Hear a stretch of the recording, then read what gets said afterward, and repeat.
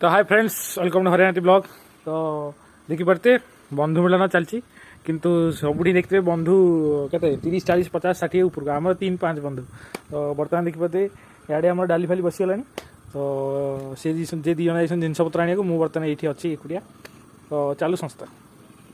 तो सांग मैंने देखिपे आम सौदापत्र पलि आस 5 जन जी सौदापत्र आसी पूरा सफिसीयंट। ता सहित मेन जिनसा आसटा गोटे ब्लूटूथ स्पीकर। देखिए या बिना गोटे फिस्ट अधूरा गोटे गीतटा बाज गोटे एंजयमेंट हम। सौरभ आम चषमा फषमा पिंधि पिज फिज काटिले।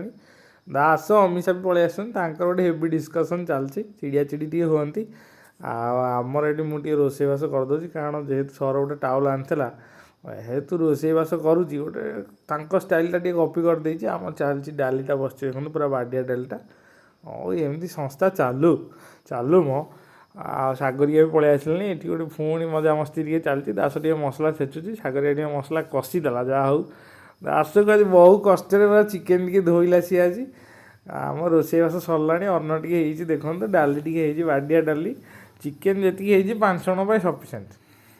तापर सालाड टी आम रोषेईवास सरला भाई टे फटो फटो उठिला टे मजा मस्ती चलला कारण एत दिन पर गोटे भेटर मजा मस्ती ना केमती हम टे बोतल फ्लिप कि क्या चिड़ाइब एम सब चलो गोटे कारण +3 टाइम बहुत मजा मस्ती करूँ गोटे एत दिन पर गैदरिंग जेहतु गोटे मजा मस्ती चलला गोटे चुगलीबाजी चलला।